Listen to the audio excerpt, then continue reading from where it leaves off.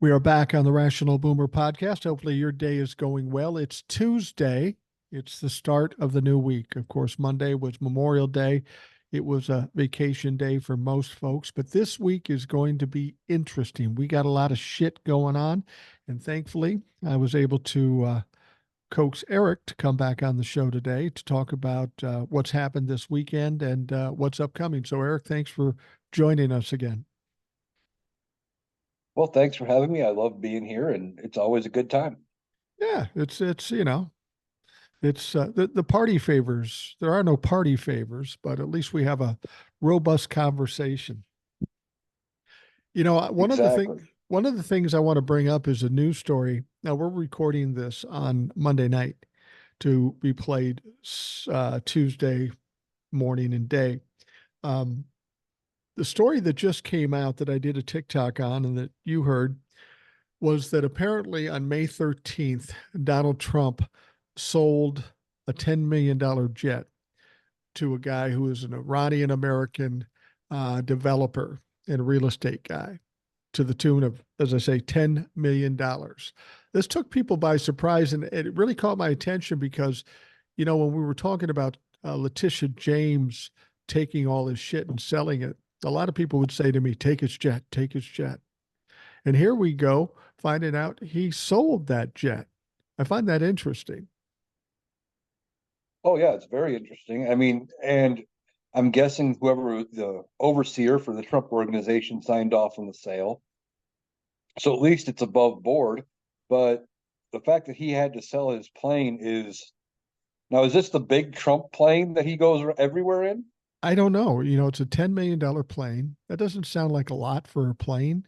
Of course, his plane is old, so who knows? I don't know how many planes he has. I don't know if it's his only plane or if he has multiple planes. But the bottom line is that you got a billionaire here who's spending $90,000 a day on legal fees, and it's getting a little tight. He's a little busy to have a Oh, side hustle, very so he tight. decided to sell some property. And one of those is a plane for $10 million. I don't know which one it is, if there's more than one.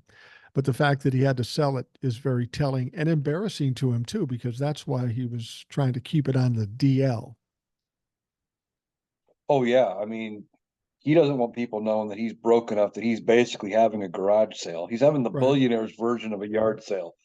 And um, it just proves that what we've been saying all along, he's not really as rich as he claims. He's been playing this game his entire life of borrow against something, spend up that equity, time to pay that loan. Okay, borrow again, pay off the first loan, spend up what equity he just made out of that deal, and borrow again. He's been doing this his entire life. He doesn't know how to live within his means. Yeah, that's true. I've had some personal experience with this back when I was in business and I was brokering truckloads of stuff to people who bought truckloads of stuff. It was my premise that I just wanted to keep things moving, and I wanted to keep selling them. So sometimes I would sell things cheap just to keep the movement going. And as long as the movement was going and we were selling and buying and doing all that kind of stuff, the cash flow kept coming in, kept going out. But as soon as things got slow, I realized I wasn't making that much money. Now I'm fucked. I have to somehow get everything back up to speed and then start charging more in order to actually have some money when it's all said and done. And that's how narcissist and Donald Trump does things. My father did that too. He just thought he was so rich, so he'd bring in money and spend all the money and think more is coming anyway. So what's the difference? And we'll catch up later. And I think that's where Donald Trump is now. He's had a hiccup in his cash flow, and it's getting tough. Oh, I think it's getting very tough, and no bank is going to really touch him anymore. Not after being found civilly liable for 300 and some $1 million with penalties and interest, 460 some $1 million. His organization was found guilty of fraud. Um, just the banks aren't going to touch him when he goes in. He went into court and they basically proved all of it, saying, "Hey, he had no, he lied to us, and we cut him deals that we wouldn't have normally given." What bank is going to touch that? Now, one of the things I was going to ask you about, what you think on this, is he got $10 million for a plane. Now, is that person who bought the plane going to take the plane for their own use, for their own company? Or is he just going to give the $10 million to Donald Trump and allow him to use it? Which would sound like to me kind of an under the table campaign donation. Even though he took ownership of the plane, it'll depend on what he does with that plane.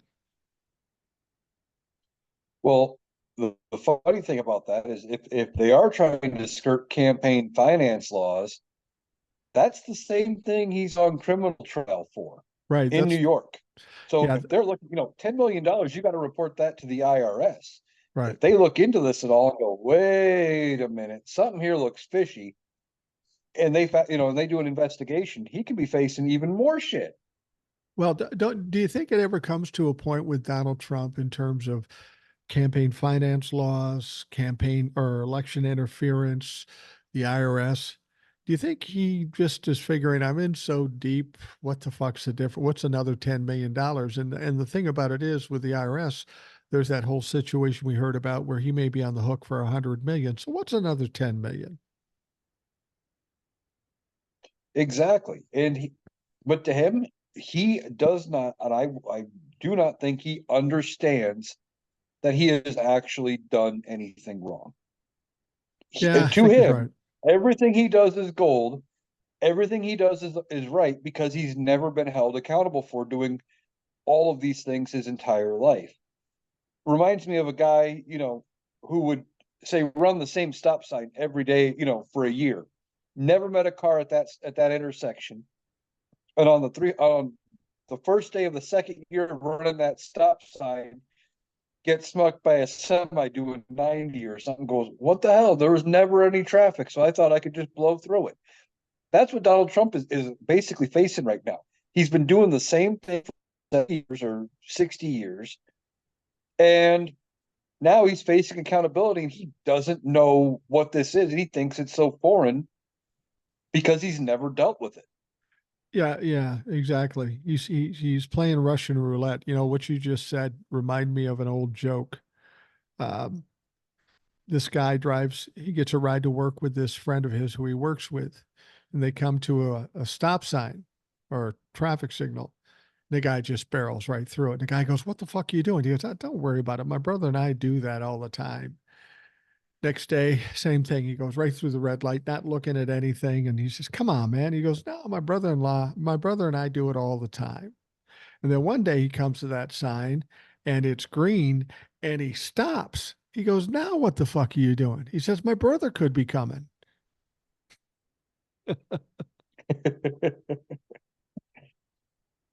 But Yeah, but anyway, I never heard that one. That's a good one. but you're absolutely right. When somebody gets in this state, and I've known people in this state, I've kind of been in this state. When you get so much stuff hitting you from all sides, you just start flailing around. You do anything. You're panicky, and when you panic, you do anything. You don't think about it. You just do it. Now, $10 million sounds like a lot of money, but if he's spending $90,000 a day alone on legal bills and he's got three more trials ahead of him, that's not going to last long. That is a short term fix. What's he going to do then? He's going to, we talked about Letitia James selling off properties. He may himself have to sell off properties, before he has to get okay from the conservator or whatever he's got that's watching over this stuff. But he's finding himself in a really tight situation and he doesn't have a lot of options. No, he doesn't. Like I said, banks aren't touching him. The few options he had, he screwed over. Um, so he selling stuff might be his last resort. His base, they're not donating him any money. The big donors, they're holding back their donations because they're not giving him any money because they don't, they're okay with giving him money if it was going to the campaign and they were getting something out of it. Yeah. But he's straight up said he's taking the campaign funds and paying his legal bills. He tried getting the oil execs to give him $1 billion.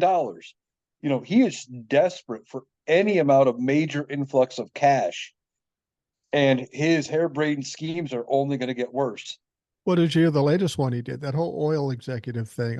You give me $1 billion and I'll cut all your regulations. Well, that's only going to work if he becomes president. Anybody with half a brain knows he's not going to be the president. So there really isn't much of a purchase. But he did it again just the other day. He was talking to pro-Israel donors begging for money. He was talking to pro-Israel donors. And he basically told them that if you support me and I become president, we'll deport all the protesters that are protesting against Israel. Now, see, that strikes me as a bit of a problem because we're talking about American citizens. You can't deport American citizens, but he doesn't think about that. He'll just come out of his ass with anything and say anything in order to get money. And that, to me, illustrates absolute desperation. Yeah, he's definitely desperate. And as I did a TikTok on, he makes it up as he goes along. Yeah, He he doesn't does. know how a lot of this stuff actually works. He just said because, I can do this, or I can do that, or I can't do this, or I can't do that. He says whatever he wants, hoping it works. And then the next day, he might say the exact opposite because the first thing he said didn't work, or whatever. He has no clue how most of the world works. No, he doesn't. And the impending doom starts today. As you listen to this podcast, we know that in the Manhattan District Court, they are going to listen to closing arguments from first the defense and then the prosecution. And Donnie was even bitching about that. He says, it's not fair that they get to go last. We should get to go last because Donnie knows the last word is going to say a lot, and they're going to be able to go back after what the defense said. But that is happening today. It should take the whole day. Then after that, they're going to need an hour for jury instructions by the judge. And then it's going to the jury and they're going to sit with it. They could go in and come out real quick, or they could take a few days. But Donald Trump's doom, Donald Trump's accountability is imminent. And he's never experienced this before. No, he hasn't. And on the closing arguments, right before we came on, I was listening to Hawk on Uh-huh. TikTok, and he was talking about Donald Trump losing his shit about the defense going last. And he pointed out nowhere in the country does the defense go last. If the way it would, even if the prosecution goes first and the defense gives their closing arguments second, the prosecution gets a chance to rebut the defense's closing arguments. Right. The last word in every jurisdiction in the country is with the prosecution. But Donnie thinks he's special. Donnie thinks Oh, of everything course. should be accommodating him. And this is what he's always felt. And for many years prior to becoming president, he was accommodated at every turn because he's basically a spoiled, incorrigible child, and he's been treated like that. But now he's in an arena that he's unfamiliar with. And this is why he's freaking out so much. As much as he tried to delay this case, as he's tried to delay the other cases, there's no more opportunity for delay. We're in closing arguments. The jury's going to get it and they're going to make a decision. Donald Trump always had some angle to delay stuff, but he can't do it anymore. Exactly. And now I don't want to anticipate necessarily what the jury's going to do. I mean, I've been saying for a while, I think the jury's going to come back with multiple guilty convictions. And I still think that, but we have no idea of how to gauge how long it's going to take them to do it. I mean, it's going to, it's all in the jury's hands. And that scares the hell out of Donald Trump. I was hearing that even while the jury is out, except on the weekends, he is going to have to be in the courthouse, Right. or he's going to be. They're going to have a war room kind of set up for him, basically to sit around and wait and worry, waiting for the jury to come back. Yeah, he was talking about something in one of his true socials about how the corrupt and conflicted judge and this and that, and the defense or the prosecution has this. And the last thing he said in that sentence is they've got this and this, and that's a lot. That's a lot. To me, that seems to be a tip off. This is classic Donald Trump. When he knows the something eminent's coming, he'll try to, dull the edge a little bit by kind of owning it before it comes out. And that's what you may see with Donald Trump once the jury's in deliberation. Him talking about, well, of course they're going to find me guilty, just so he's the first one to say it. And then he can start talking about the hoax and the fake news and all of that shit. But none of that's going to work. Donald Trump's going to try his old tricks, but none are going to work. Yeah, it's not landing with anybody outside his base. And No. even his base is starting to walk away from him. Um, but I think once he gets convicted, it's going to be an entirely new ballgame. He's trying to hedge this so it's not as big of a deal. But I think at that point, every time Joe Biden talks about Donald Trump, he needs to come out and say, I'm running against a convicted felon. Well, and The felon. I The think felon. that's the plan. We've heard reports that once there is a conviction, the administration and Donald or Joe Biden are going to be talking about this a lot and hammering it home, which, like you said, I think is a good idea. They'll get different stories, those folks that listen to Fox News, so you need to kind of re-educate them. Joe Biden's in a situation, he can't really talk about the other trials because then it's as if a sitting president is trying to have some impact on the trial. But this one, when Right. it's done, he can talk all he wants about it. Exactly. Once it's over, let him talk. I know Donald Trump is going to try to appeal and appeal it on what grounds. I mean, I've seen a couple things where they can talk about he might have a chance, a slim chance with the Stormy Daniels testimony. And he might have a chance with the fact that these are normally misdemeanors and that he could try to say that they overreached on their charges. But other than that, like he doesn't have much of a ground anywhere for his appeal, but he's going to try. But Joe Biden needs to really hammer this and just keep talking about it. And it's just going to prove that Joe Biden.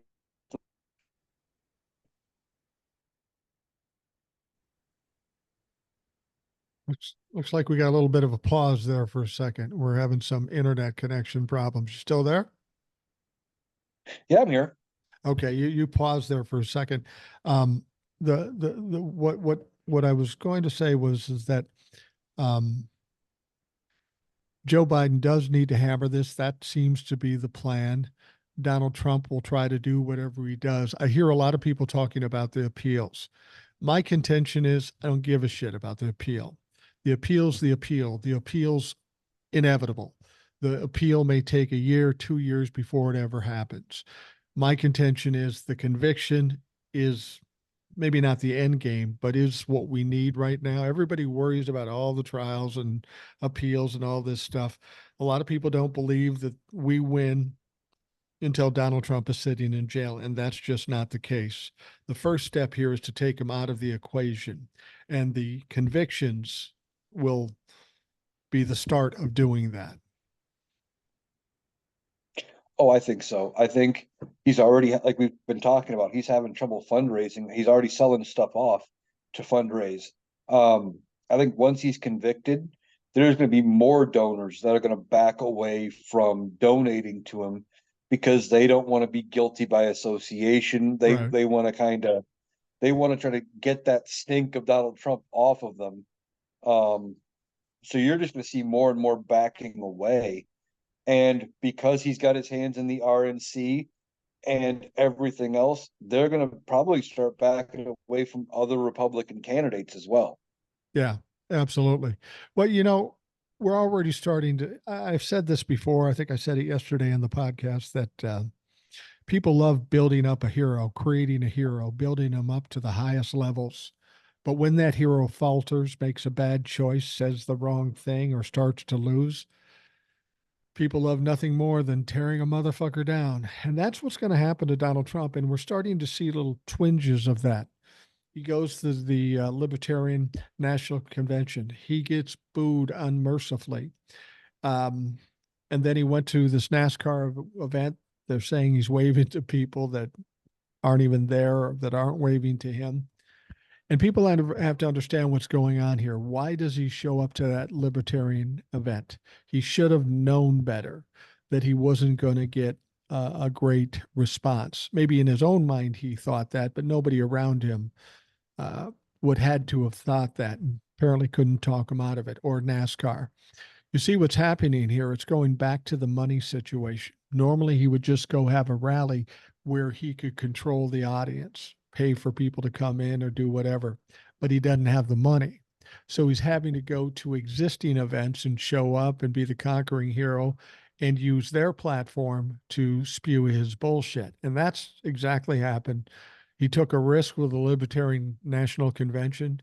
He got embarrassed. It was horrible for him. NASCAR wasn't as bad, but it wasn't valuable to him. He's just trying to show up at everybody else's party because he can't afford to put on his own party. Oh yeah, but now the libertarian thing, couple things I noted from that. Um, and it kind of sent me down a rabbit hole actually. He actually is able to be the nominee for two parties at once. Really? All but 5 states either don't have any laws about it or actually allow it. Um, and the states that do have laws that allow it, it gets weird as to how that works.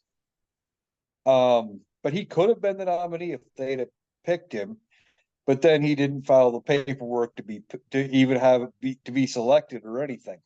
And then he comes out and says, "Well, I couldn't put the paperwork in because they couldn't have nominated me anyway," which was wrong. And then he acts like he got cheered, which didn't happen. He got booed out of it. I heard one of the things I read said they had a whole bunch of the noise making rubber chickens that were there, and the Secret Service had to confiscate them so they didn't do that while he was talking. You know who's doing that was, don't you? That No, I was didn't hear. RFK Jr. People brought the chickens and they passed them out. Okay. And when Donald Trump's team heard about that, they got the Secret Service to go confiscate the rubber chickens, which put some questions in people's minds. Is that really the Secret Service's job? Are they working for Donald Trump or are they working for the United States of America? There may be some pushback or backlash from that too, because they should not have been doing that. But you know, it's interesting. They did vote, even though he didn't do the paperwork to be on the ballot. Donald Trump basically, what he gets, like 6 votes. And the interesting thing is that RFK Jr. was up for nomination too, and he got 19 votes. I mean, clearly RFK Jr. needs some kind of support. He keeps talking about a third party candidacy, but he doesn't have a fucking party. The Republicans don't want him. The Democrats don't want him. And clearly the libertarians don't want him. That's why when people worry about uh, Robert F. Kennedy, I'm wondering why. Where is he going to get the ongoing money? Where is he going to get the support? Just not going to have it. He's not a good candidate. No, he's not a good candidate. Um, Something I was reading said he is currently only made the ballot in like 6 states, Right. and he was trying to get on the ballot with the libertarians, and they're only on the ballot in 38. They're not even on the ballot in all 50. Right. So even if he became the libertarian candidate, he wouldn't be on all 50 state ballots. He couldn't win. And this other guy they picked, this Chase Oliver. oh, what was his name? His name is Chase Oliver. Chase Oliver. Yeah, I don't know anything about him, but I'm not worried about him being a big candidate or a spoiler either. No. Um, we just got to get everybody who's going to vote for Joe, who doesn't want Donald Trump in, should vote for Joe Biden. Let's just lock it in, lock it down, and we can worry about bringing up a third party after we've put the nail in the coffin of the Republicans. Right. Well, you know, that's the ironic thing. This Chase Oliver became the nominee for the Libertarian Party. He's basically somebody who works for the party. He's an activist. I don't know that he ever held a seat or not. Maybe he did, but nobody knows who the fuck he is. Here's the irony. Chase Oliver, who nobody knows, beats out handily RFK Jr. and Donald Trump. That tells you a little bit about the attitudes amongst the libertarians. And, you know, Donald Trump, he needs a couple of things when it comes to winning an election in November. This is why I feel as though he has no chance. He needs a unified Republican Party. They all need to vote for Donald Trump, and that's not going to happen. We don't have a unified Republican Party. Independents, libertarians, they've kind of fallen away from Donald Trump too. So without that kind of support, there's just literally no way he can win. No, he can't win. Um, like we've said a lot, he needs every single Republican vote, and he doesn't have it. He needs a good chunk of independents. He doesn't have it. He's pissed off women with the overturning of Roe v. Wade, and about all he has that he can count on is his base, and even his base is walking out of his rallies. Right. This could be one huge landslide for Joe Biden. I honestly think it will be, and I think these verdicts that are coming out later this week or early next week, I think are really going to have a bigger impact than even Donald Trump knows. I think he thinks he can spin it or divert or distract from it, but this is going to hang around his neck pretty heavily. And there are going to be people who may have voted for Donald Trump that are going to say, I really can't stomach voting for a convicted felon. I know he's Donald Trump and he's our Lord and Savior, but he's convicted. I mean, there's no denying it. It's not like Fox News can say this is just a Democratic hoax. It's real and it will be reported as real. And there's no way around it. That's why I think these convictions are going to be huge, and that's why I'm not worried about appeals. Yeah, I mean, as much as I would like the appeals to be quick, fast, and in a hurry, just so we can get those. I don't know if you've been seeing. There's the one guy going around TikTok comes out over exaggerated Southern accent. You know what's going to happen if Donald Trump is convicted, right? And everybody's been Yeah. stitching him and just making fun of the guy. Um, there's a group of Trump supporters that are back to calling for violence. Yeah. So we need to get him out of the air, off the airwaves. We need to get him off of social media by, whatever punishment they impose, whether it's house arrest, whether it's actual confinement. I mean, I don't know if they're going to let him even be a free man, depending, after he's convicted. He could be held pending sentencing, depending on how many felonies he's convicted of. Well, and you pointed out something interesting too, is that even if he's released pending sentencing on bail or whatever's going on, there are some rules to that bail. There's rules to the release, and if you don't follow those rules, and Donald Trump's not good at following rules, they will just put you back in jail. And there's a tremendous difference between somebody who's charged and somebody who's convicted. If you're a convicted felon and you break the rules of your release, they don't even ask questions. They put you back in jail. Yeah, it won't be, depending on if they do let him out. I the way I understand it, the judge will give him, like you said, conditions, and you have to do X, Y, and Z. And if you are found to have done X, Y, or Z, or whatever, you do these things, you will be held. Period. And you know the conditions will be tighter. It could be, you know, not allowed to speak publicly about still the judge and the court staff and all of that. That could still be part of it. I don't know. But whatever those conditions are, I fully expect him to violate those. And he's going to go out, he's going to rant and rave like he always does. Prosecutor's going to go to the judge and say, hey, judge, here's our evidence that he did this. And the judge is just going to look at it and go, all right, get him, hold him. There's not going to be a 3-week wait for a hearing and maybe a slap on the wrist fine. It's just going to be, nope, you are held pending sentencing, and they're going to stuff him in a cell and forget about him. But even after he's sentenced, if he's got this appeal and he's still released, he still has to follow those rules while he's waiting for the appeal. Even after he's been Right. sentenced to jail or whatever it is he's being sentenced to, he still has to follow these rules. So he might be waiting on the appeal and he thinks everything's supposed to stand still while he's on appeal. But it doesn't have to be. It doesn't have to be if he doesn't behave properly. Exactly. Now, one of the ones I've heard them use in other things, and I don't know if they will grant him any special conditions because of who he is and the fact he's still campaigning for president. But I have heard that convicted people who are out pending sentencing can't leave the state. Yeah, that would be, Sometimes it's don't leave the county, don't leave city limits or whatever the case might be. So he might not even be able to campaign nationally anymore, once he's convicted, because he may not have the ability to move about the country. he's certainly going to be restricted one way or another. I was going to ask you about this, see if you heard anything about this. There's another creator um, on TikTok. I follow her. I like her. She does a good job. The name of her account is Corsos and Kittens.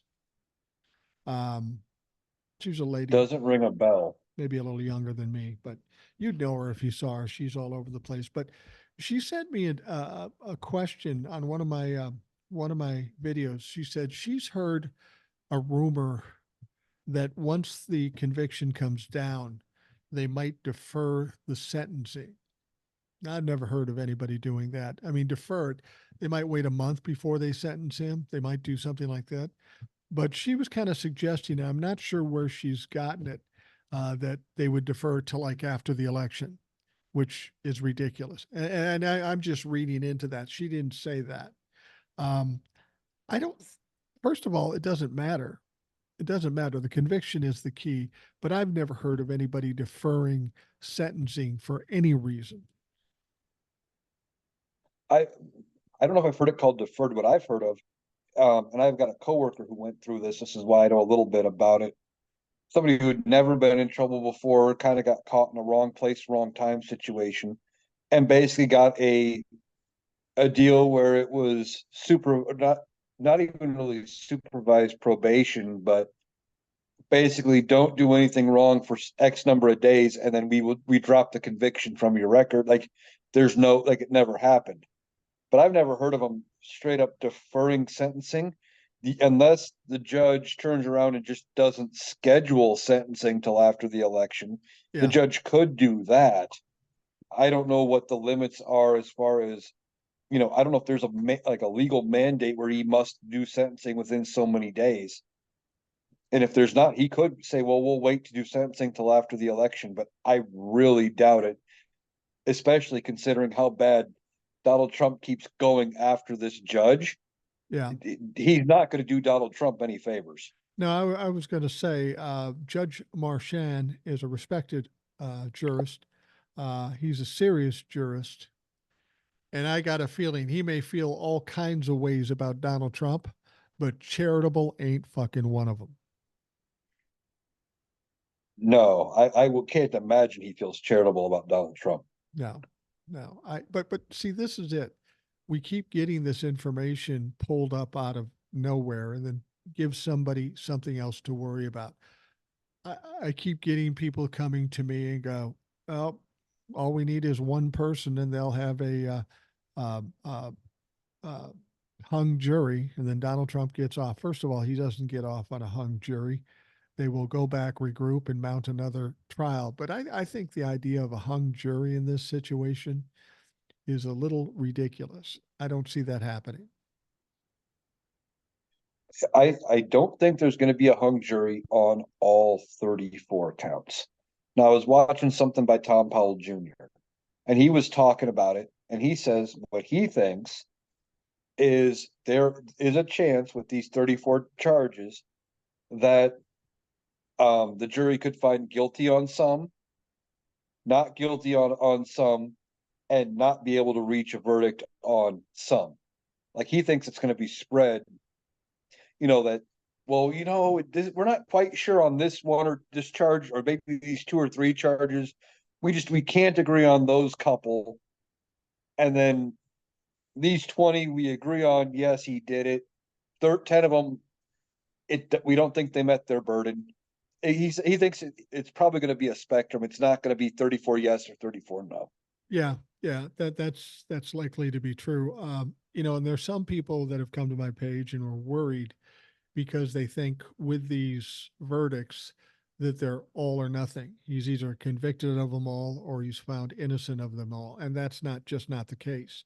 I mean, they may convict him of 30 of the felony charges and just have four as kind of a gimme, just to try to make it look fair. I don't know that they would do that. I mean, the other part of this is a documents case. So if one is guilty, theoretically they should all be guilty. It'll depend on how the jury reacts to this and how they handle it. But I got to be honest, one of the things I've said about Donald Trump being in this courtroom for 7, 8 weeks or whatever, I'm thinking the jury is not real fond of Donald Trump, where his misbehavior, his disrespect, his outbursts, his sleeping in court, they would have to take that as a personal insult. I don't think he's made any friends on the jury in this period. Oh, I guarantee not, especially with two attorneys on the jury. And now I've heard this from other people, that some people are saying, normally when the jury enters and leaves the courtroom, everybody stands just like the judge. Right. And the only person who didn't stand for the jury is Donald Trump. Right, because he has contempt for the jury. So why is the jury going to do him any favors? But when people say, well, all they need is one Trump humper who's going to um, hang it up, hang the jury.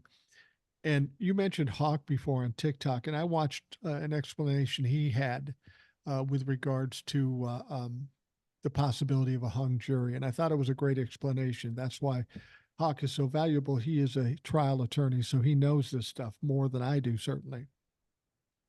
But he said if there was going to be a hung jury, what would have had to happen was some Trump humper had to be so smart to cover it up during voir dire, get on the jury, keep it uncovered all the time they're on the jury, and then in the last minute say, I'm not finding Donald Trump guilty. And I just don't, that doesn't happen. First of all, Trump humpers aren't that smart, aren't that patient.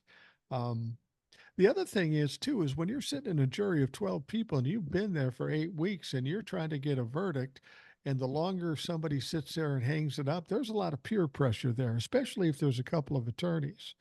If this one person is going to try to hang it up, which I don't think is going to happen, they're going to be under a lot of pressure and they're going to be wrong. And these people will prove that he's wrong. So, or she's wrong. So I don't really see a hung jury as a reasonable expectation. In fact, hung juries are very, very rare. People say it like, oh, it happens every day and this is going to be a hung jury. It's not. No, I think it is really rare. Like I said, it may be a couple of charges because, like you said, it's a documents case.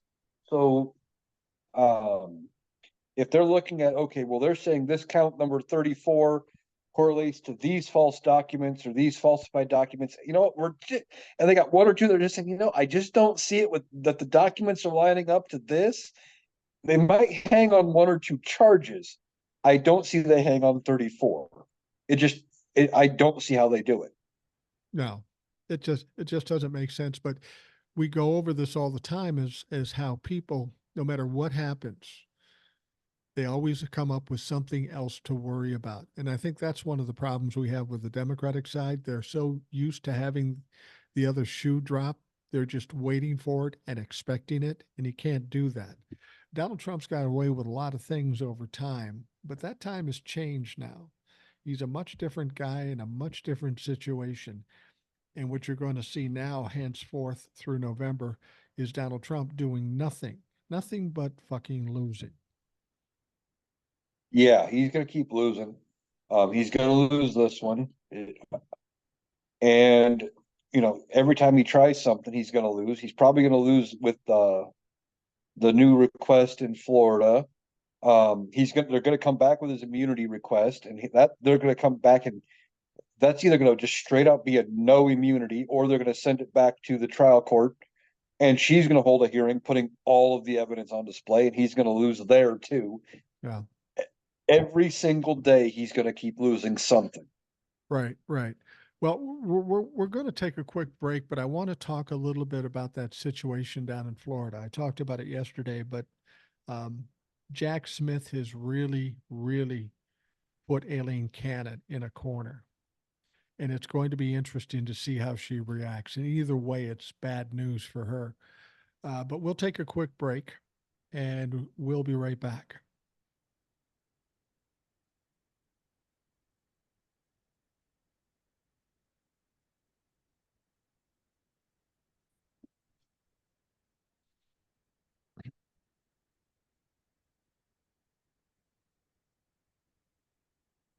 We're back on the Rational Boomer podcast. Eric from Iowa is joining us. Always a pleasure to talk to him.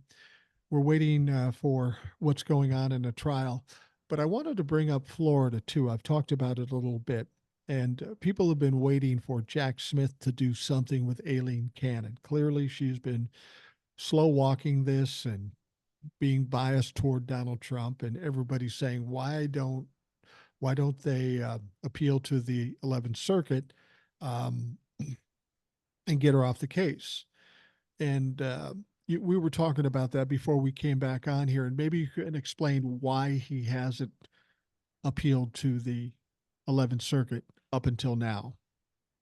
Well, the way I understand it, part of it has been scheduling, and scheduling things are never appealable. Each judge is allowed to set their own schedule, their own pace. And then there's something called paperless orders, which are short 2, 3 sentence orders that get entered into the record, but she doesn't actually have to put them out on like a full document. It just gets entered into the court record. Right. And those are not appealable either. She has been skirting at every chance she gets. If she can avoid issuing anything that's appealable, she has been, and buying Donald Trump all kinds of time. Right. So now what's happened? Donald Trump comes out. He makes the claim that Joe Biden is trying to assassinate him by the search on his Mar-a-Lago home. He's making up a bunch of shit. It's all absolutely ridiculous. So he makes that comment, and there's an opening for Jack Smith. Jack Smith can go to Aileen Cannon and say, we need a gag order because he's putting the safety and the lives in jeopardy of law enforcement people. That's a legitimate claim based on what happened. So now he puts that pleading into Aileen Cannon, I think on Friday. And of course, she wasn't going to do anything on it until she comes back. So here we are on Tuesday, and she's got a whole 4 days to respond to this. And with a cherry on the top, Donald Trump should know this is going on, but just yesterday, he said it again in his rant about Memorial Day. And so this is going to put Aileen Cannon in a tough situation. She's damned if she does and damned if she doesn't. Oh yeah, and as I was telling you, and I did a TikTok on it. One of the things, the way the article I read was talking about, said Jack Smith wasn't just asking for a gag order. He wanted to tie the gag order specifically about law enforcement, and that law enforcement was out to assassinate him, to conditions for his release Right. pending trial. So Jack Smith has backed her into a corner, and if she grants this thing, Donnie's going to sit there and say something at some point where he comes out on his unhinged rant because he thinks it's good for him or what have you. He'll say it again, and Jack Smith will have to go. He said, "Okay, he violated terms of his held." Yeah. It's going to be interesting to see what she does, because if she does side with Donald Trump and not put a gag order in place, that will definitely be appealable to the 11th Circuit. And it's a legitimate request. So she's going to be hard pressed not to be overturned in that. And if she's overturned, they're going to also ask for her to recuse herself. And as you mentioned before, not only will the 11th Circuit get this particular situation, everything that's been building up over this time that Aileen Cannon has been handling it is going to be handed over in stacks to the 11th Circuit. So she's in deep ass trouble if she doesn't put that gag order in, Oh and she's yeah. probably going to get kicked off. Oh yeah. Now, something I thought of just while you were talking there is, if she does agree to the gag order, I could see her maybe skirting it in such a way that does tell Donald Trump that, okay, we are putting the gag order in place. You just can't talk about law enforcement coming to Mar-a-Lago to kill you. That's the only thing you can't talk about, but we're not tying it to your condition of release and tailoring it so narrow that Jack Smith still gets what he wants, but it really isn't a hindrance to Donald Trump because he can still talk about everything else. Yeah. Yeah. And we know these gag orders have been pretty much a joke. You know, he's paid a few fines and he's been threatened to be put in jail. I wanted to get your opinion on this. I've said this a couple of times. I have no basis in knowledge for saying this, but as I've said, Judge Juan Marchand in the Manhattan District case can't possibly feel charitable about Donald Trump. And he's got to be angry with the way Donald Trump has continually violated the gag order. I understand the judge saying, okay, I'm just going to lay low on this as much as I can because I want to get this case done without any hassles. Is it conceivable, do you think, that when it comes down to the convictions coming in and the sentencing and all that sort of stuff, could he conceivably say, by the way, you violated the gag order 15 times. You're going to have to sit in jail for a couple of days just to fucking think about this over and above whatever he's sentencing to him to. Is that possible? I think it could be. It could be something where, if the prosecutors bring it to him while the jury is out, because they wouldn't discuss any of this in front of the jury anyway, where he could say, yeah, you know what, you get 3 days per violation or whatever. I think the prosecutor still would have to file something with the judge.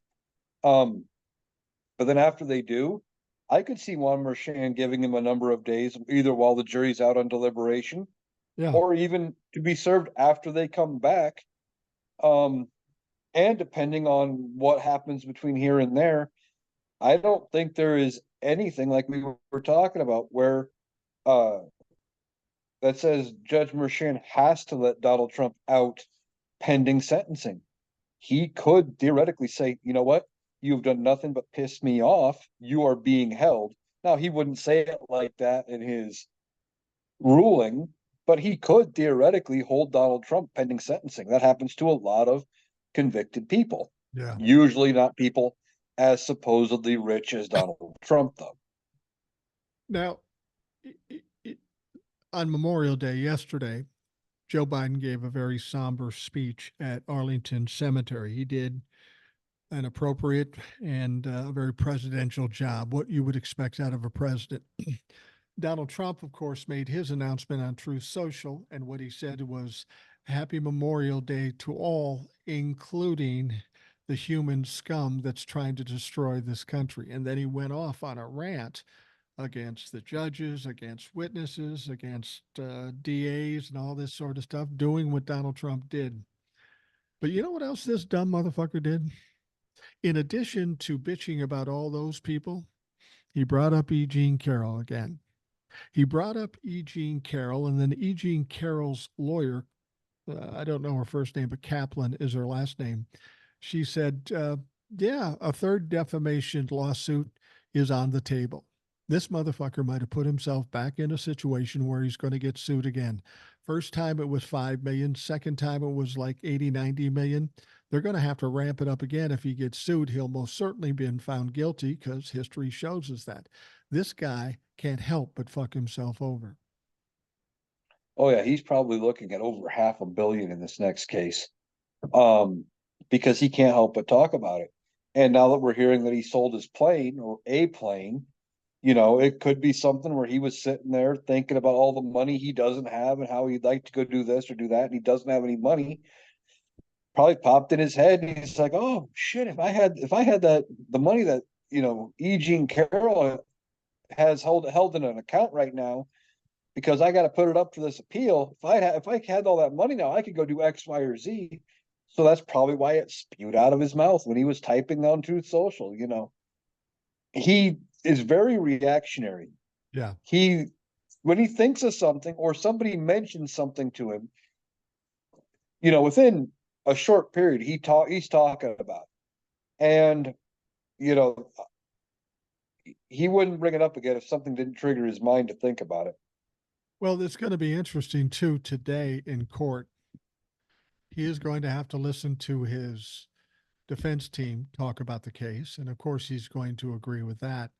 But then he's going to have to listen to the prosecution talk about all the bad shit he does. Is he going to sigh? Is he going to roll his eyes? Is he going to sleep? What the hell is he going to do? This could be something that's going to trigger him because the accountability is more eminent now. We're days away from it. It'll be interesting to see how emotionally he handles this. Oh, I don't think he's going to handle it very well at all. I'm half expecting at least one or two major outbursts from him. Um, I don't know if I should say I expect it, but I wouldn't be surprised if he ends up having to be removed from the courtroom, um, because of his outbursts during closing arguments. And now I was listening to Hawk speaking about closing arguments. Hawk was talking about close and how that works. And he was saying, like, there was this one phone call where the prosecutor or the defense seemed to catch Michael Cohen lying. He goes, it's not that big of a deal.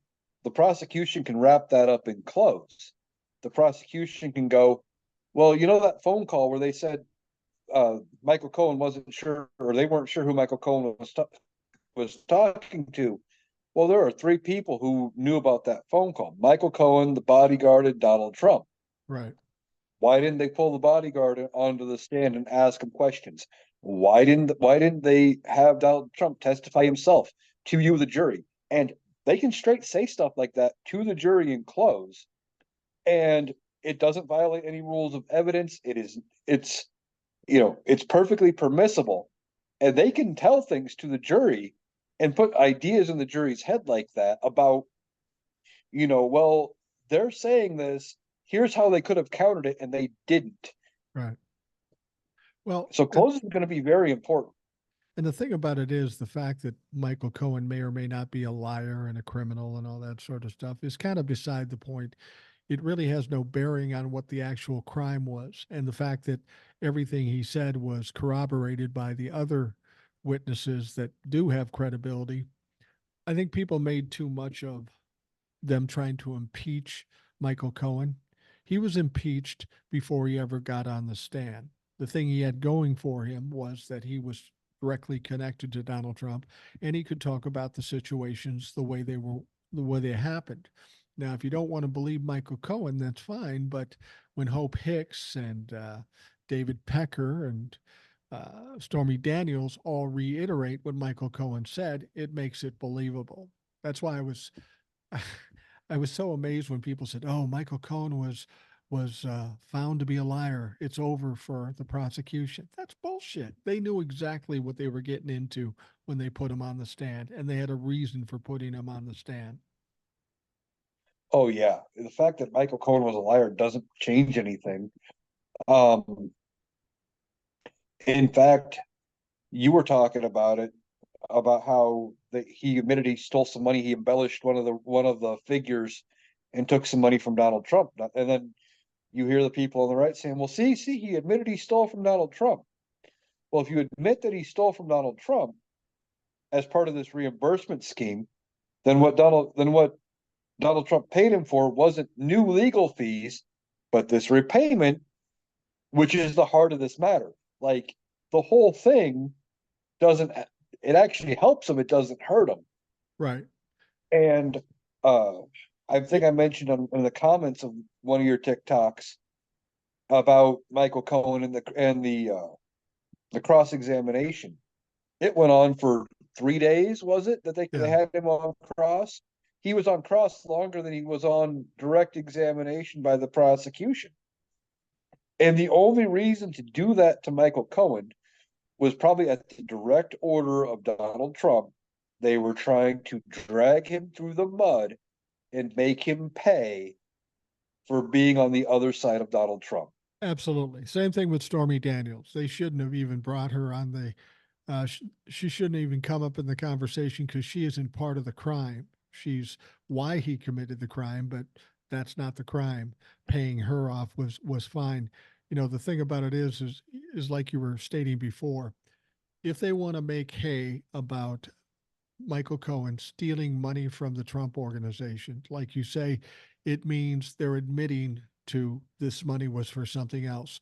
Because if what they say, Donald Trump is paying Michael Cohen for legal fees, please explain to me how Michael Cohen steals $30,000 from the money he's already owed anyway.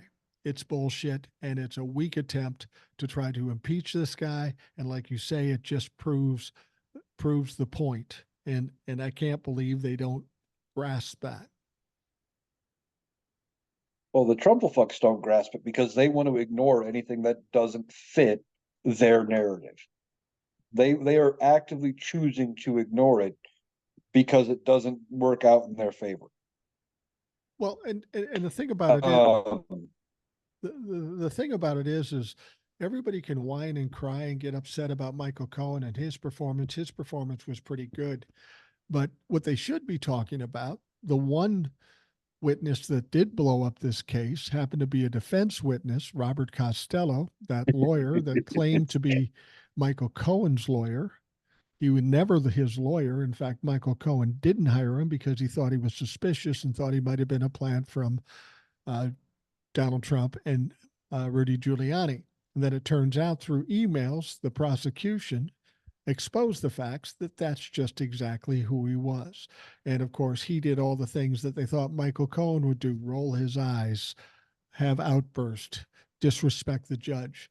If anybody blew up that case, it's the defense's witness, and that is Robert Costello. oh yeah, I firmly believe though this Robert Costello, Donald Trump asked him to be put up there on it.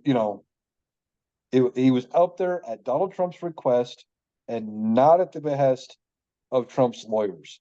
Donald wanted him up there, and I think he knew exactly what this guy was going to do. Um, and I think he wanted to see how it played out. If it would have played out better, I think Donald Trump would have taken the stand.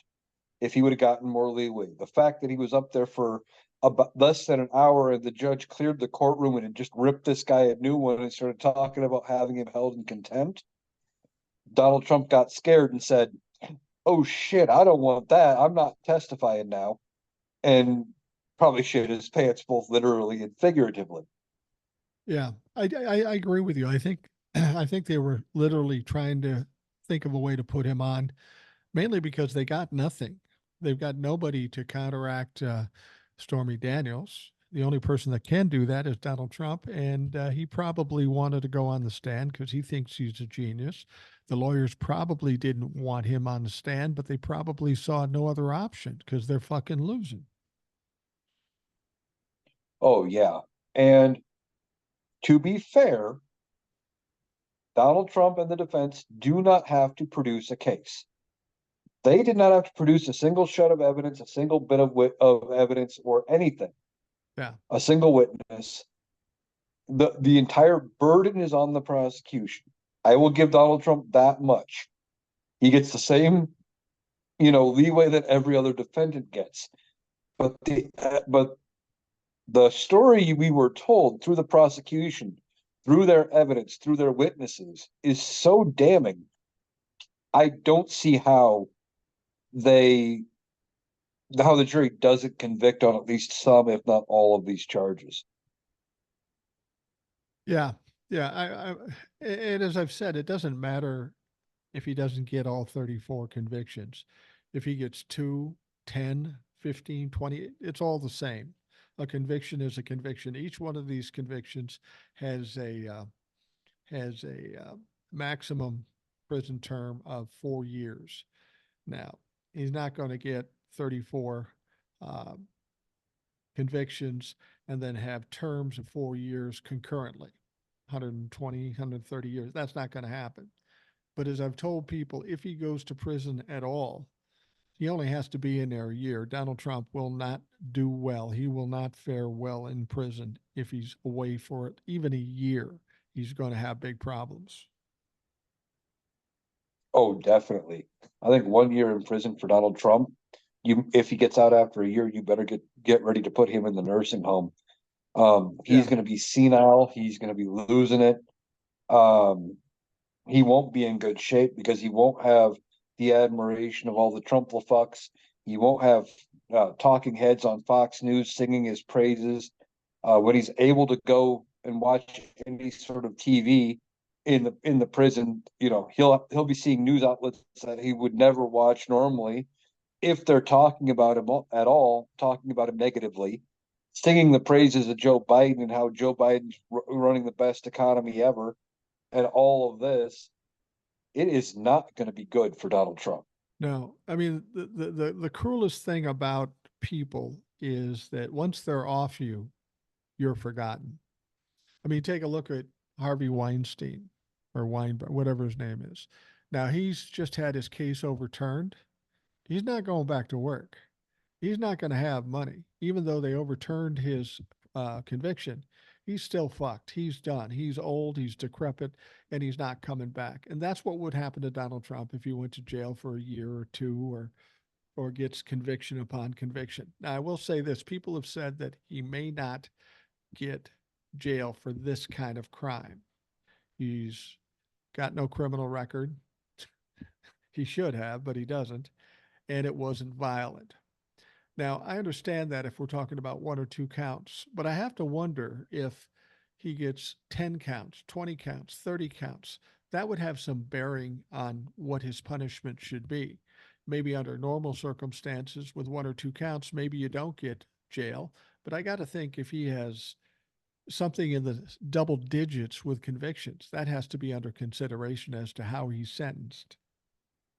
Oh, I would agree. I would think if it's under five or so, if that's all that comes back, he probably gets a fine, maybe supervised release, probation, something like that. Maybe if you're looking between 5 and 15, maybe you're talking home confinement for a period of time, house arrest. Right. And then after that, you're talking, maybe actual prison. Now, if he gets home confinement, I don't know if he would have internet access to where he would be able to tweet and truth and all that stuff, or if he'd have no social media presence. But the biggest thing for him would be if he gets home confinement. Well, two big things. One, Letitia James is getting close to seizing in on all of his stuff. He may not have much of a home to live in. Right. And two, uh, if it happens before election day, and say he gets held down where he's stuck in Mar-a-Lago, or they confine him, like he's got to pick one residence and he picks Trump Tower, and he can't leave Trump Tower for the rest. Say going from September on, he won't be able to campaign, won't be able to hold campaign rallies, and he's on home confinement. He's screwed in the election above and beyond anything else that he's got going for him. Absolutely. I mean, that's why people who think that he has to be put in jail to win here, we don't have to have him in jail right away. He could be put in jail, but even if he's on home confinement, the fact that he can't get out and do the one thing he knows how to earn money with, and that's put on rallies, and he's already in money trouble, that's the end for Donald Trump. There's no place to go for him unless he does rallies via Zoom. He could do that, I suppose. He doesn't like that. He doesn't. I don't think he does that because that's the same stuff he bashed Joe Biden for doing during the height of a pandemic, Right. where Joe Biden was, trying to save people. And oh, well, Sleepy Joe's hiding in his basement. I'm out having these big rallies with all of you people. Yeah, it's you mentioned something earlier, and we know that Donald Trump has a delusional mind, a disabled mind. I often wonder how much he realizes how big a trouble he's in. I mean, he'll convince himself that he's not, but when people talk about Donald Trump, I always get a kick out of people thinking that he has a chance to run and win the presidency. This motherfucker's got so much shit going against him: money, felony convictions, all the evidence that's come out, people walking away from him. I've said before, in my mind, in spite of what the right says and how the fearful Democrats say, this guy has to be the absolute worst candidate for the presidency in the history of this country by a long shot. Oh, I would agree. He's one of the worst we've ever had. Um, but I don't think he understands how bad it really is. I mean, look at his Truth Social message after getting booed by the libertarians. Oh, they loved me. They think I'm great. I would have won if I would have been allowed to be the nominee for two parties.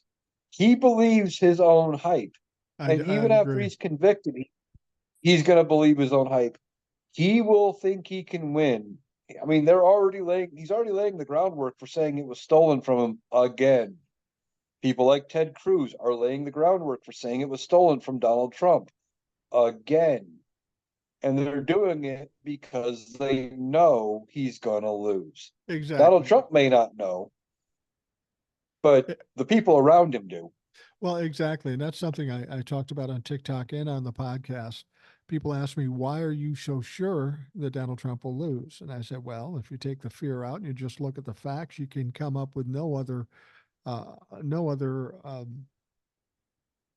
point, then he's going to lose. But moreover, the Republicans certainly know he's going to lose. They're not all stupid. They may be delusional. They may be in a cult. They may be sycophants, but they're not stupid. They can see the writing on the wall.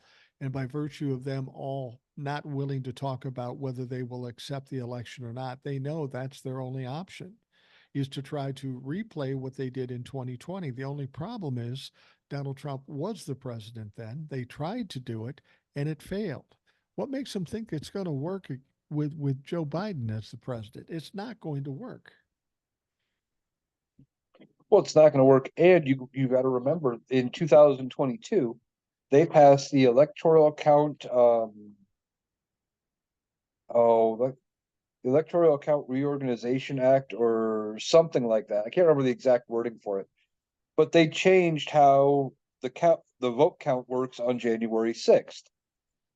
Now, one of the things they did is they put into law, it now says Kamala Harris does not have any of the authority that they tried to say Mike Pence had. Right. All she can do is stand there and count the votes as handed to her. They put some security measures in place as far as making sure they get one slate of electors per state, including signature cards and I don't know, some stuff like that. But the other thing they did is in previous elections, it took one senator and one member of the House to both say, we think there's something wrong here. We want to look and see if we need to throw these electors this vote tally out or whatever. Right. Well, they abused the shit out of that on January 6, 2021. So when they passed this new law, now it takes 20% of each house Right. in order to stand up and say, you're not, you might, I don't think you're going to get 20 senators, and you're probably not going to get 120 or 117 or whatever the magic number is of representatives. It's not going to happen. Right. Right. What when these convictions come down, and I'm convinced they are, whether it be 2 or 22, what do you think the immediate reaction is going to be from Donald Trump and then the Republicans? They're going to make a response. They can't say it's not true. They can't say it's a hoax because it really happened. How do you think? How do they react to that? How do they cover their ass? Well, Donald Trump's going to replay his biggest hits. He's going to blame Joe Biden. He's going to blame the Democrats, corrupt judge, crooked, unfair election. I wasn't even allowed to put on a defense. I was gagged.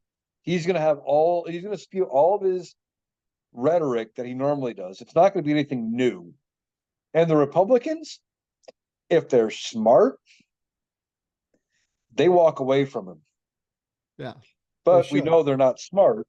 Like the best response they could have is, well, a jury of his peers found him guilty of doing these things. He no longer represents us or the party, and we will be finding ourselves a new nominee going forward. That would be the best party line response. But they're not going to do that. They will probably come up with some bullshit line to defend him. I don't know what that would look like, but it's going to fall flat on the voters. It'll fall flat on the voters. And what I've said before is, in my opinion, if Donald Trump isn't the nominee, then all Donald Trump fans just won't vote. And that takes 25% of their audience not voting for president and 25% of the audience not voting for the down ballot people there. So that is an absolute disaster for the Republicans if that should happen.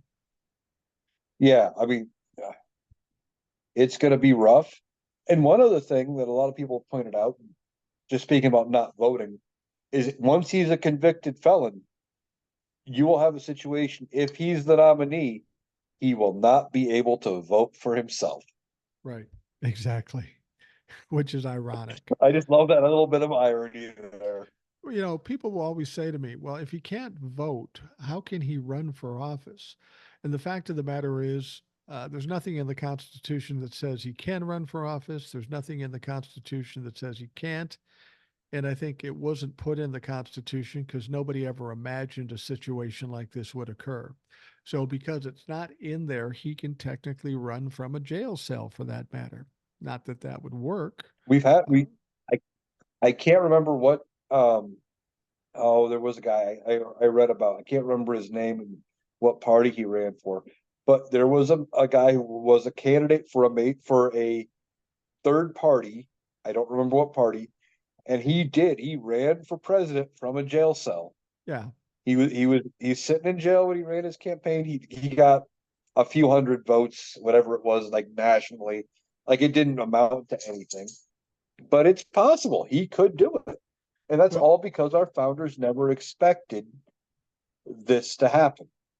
They didn't, they weren't some all knowing prophets that saw every eventuality. right. They expected their politicians to be respectful, normal people. Yeah. Yeah. They never foresaw automatic weapons. That wasn't even in their understanding. That's why, with the Constitution, there was something that Thomas Jefferson said that's not been heeded. And I don't think he meant it literally. But he said, in order to keep a democracy, you have to have a revolution every 20, 25 years. And I think what he meant by that was bring things up to date based on what the world is at that point. Because in 1776, when they wrote this Constitution, there were a lot of things that are in play now that they couldn't have ever imagined. There are people who say, I'm a constitutional originalist. Well, that's kind of stupid because there's a lot of things in the Constitution that have no bearing today, and there's a lot of things in this world that aren't addressed in the Constitution. I think the Constitution, we've got amendments, of course, but I think the Constitution should have been more fluid, not so much to change it, but to make it more appropriate for the things we're dealing with. Oh, yeah.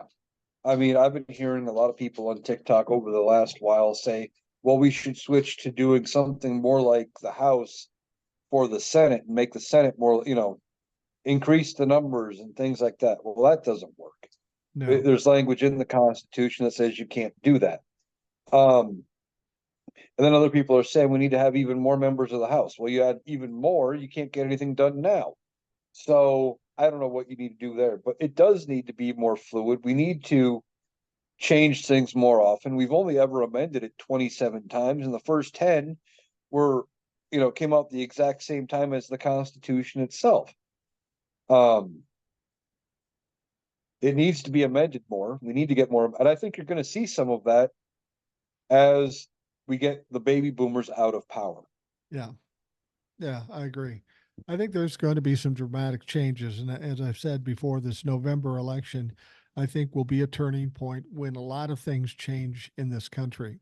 As the young people start to take over, they'll be a big factor in 24. They'll be the majority of the electorate in 2028.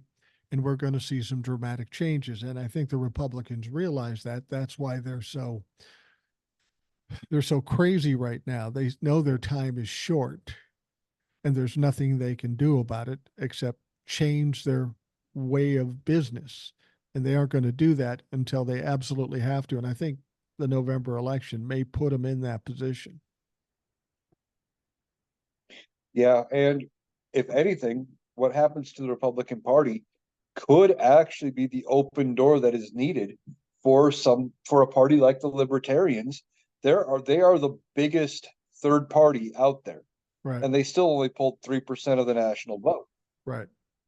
Um, but if they can get in and start running in some of, if they can take over and start getting maybe some House seats somewhere, maybe they can get some advantages as the Republicans are starting to fall from power and kind of get in. As I've been saying a lot lately, it seems voting third party doesn't do any good for the president if they don't have members of the House to back them up to get things done. Right. That's why Right. the Republicans and the Democrats, why having them as president works is because you have already a base of votes that's going to side with your person as president in Congress. Well, and the thing about it is, we already have a few independents in Congress, but all those independents tend to caucus with one side or the other. So while they are independents, they do vote a certain way depending on who they're leaning toward, Democrat or Republican. The two-party system is hard to break through.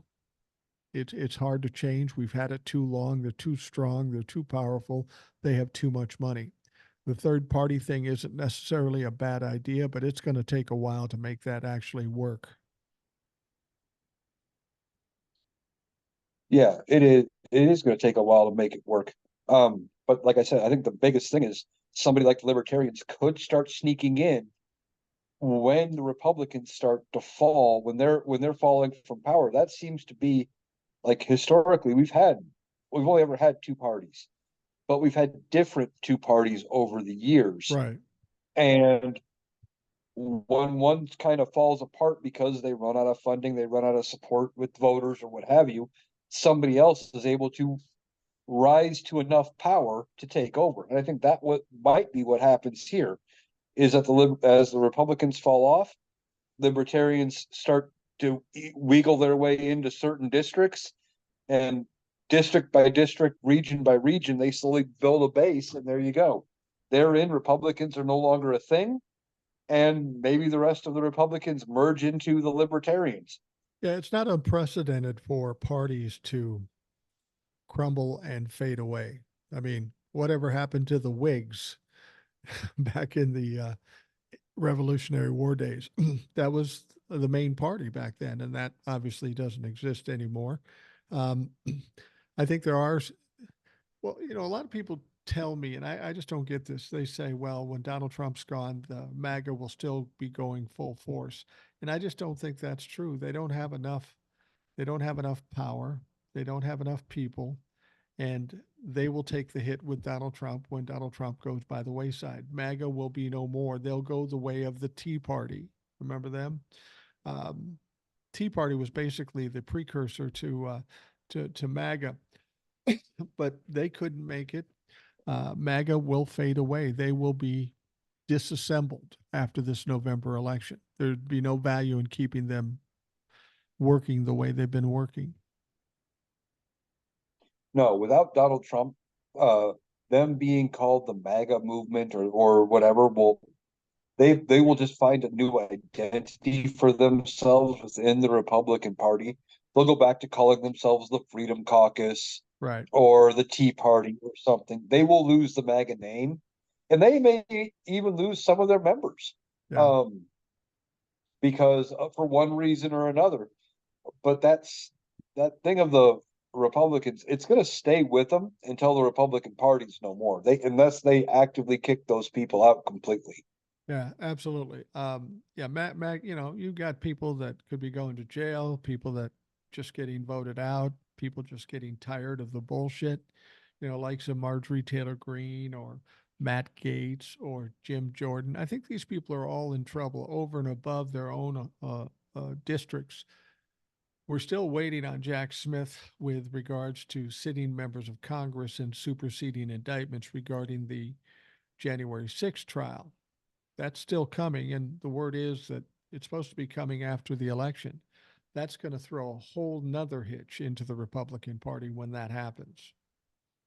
Yeah, I think the superseding indictments when they hit, it's going to be a major thing, and I think If it waits till after the election, I'm okay with that. Um, and I think they're going to come after the election, regardless of whether or not Donald Trump has gone on trial I do too. for his part in January 6th.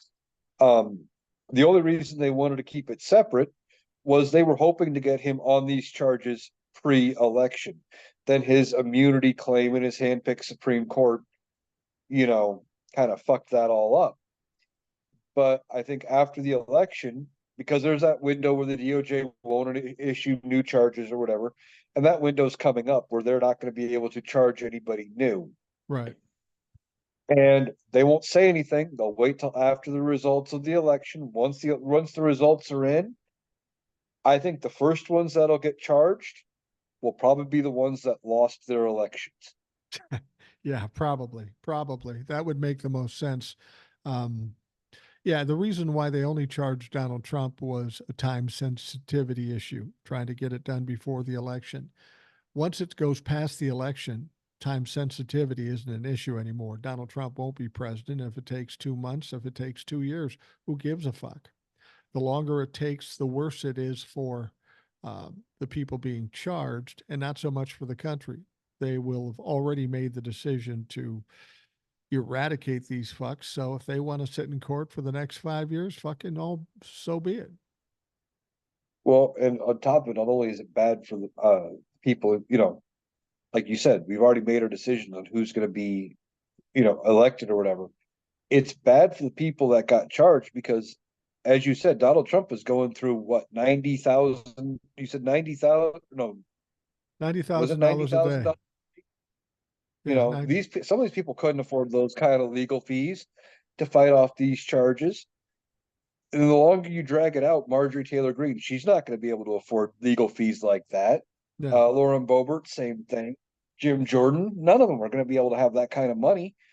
So the longer it drags out, makes it worse for them because, they're going to have to front legal fees till eventually they say, oh, can't afford it, need a public defender. Yeah. There's going to be a lot of people screaming um, once those things come out, and they're going to want to go to the hoax claim and weaponization and all that stuff. But the Democrats have done a good job of weakening the Republicans and MAGA. They're not completely eradicated yet. They're not completely done yet, but they're slipping every day. Their power is no longer there.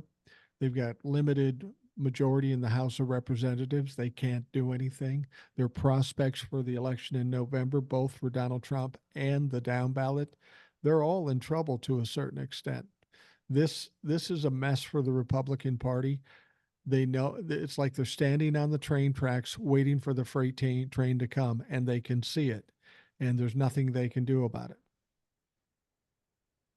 You're right. And something I just thought of, as we're waiting on these superseding indictments, well, what happens should Donald Trump get convicted in New York and he gets sentenced to prison? Okay, now he's already a convicted criminal. Him going to prison for more time doesn't do the government any good. No, So now, as they go after the superseding indictments in January 6th, the bargaining chip some of these people have is gone right. because Donald Trump say he gets enough time that it's conceivably life in prison. Even 10 years could be a life sentence for Donald Trump at this point. Um, they're not going to be as likely to cut a deal to somebody like Jim Jordan or Chuck Grassley or Marjorie Taylor Greene. Um, if the big guy, Donald Trump, is already in prison, like they can't have him serve time in two different jail cells. Right. That doesn't work. So this could actually work out against them Right. as far as having any sort of leverage for trade to get a deal. Well, as I've said, these people have waited too long. They had their opportunity to step away from Donald Trump, but they were arrogant and stupid and they stood by him. Now it's gotten to a point where it's too late. I've talked about this with Donald Trump before. People want him in jail for 120 years. And That's just overkill. It's not necessary. Like you say, you can only put him in jail for so long. He's only going to survive for so long. The main thing we want him is out of the equation. And whether that's a year or 20 years, I don't really fucking care. Just as long as he's out of the equation. Because whether or not he goes to jail for the Manhattan District, the Washington, D.C. case, the Georgia case, and the Florida case, there'll be plenty of opportunities for him to go to jail for those things. Those aren't easy ones, especially the classified documents. He's going to spend some time in jail if he's convicted. There's no two ways about it. He's not going to get a free ride on everything. No, if he gets convicted, even if he gets no jail time in this one as a first time offender, they could look at it, whatever case goes next and whatever case sentences him next would say, okay, well, this is your second felony.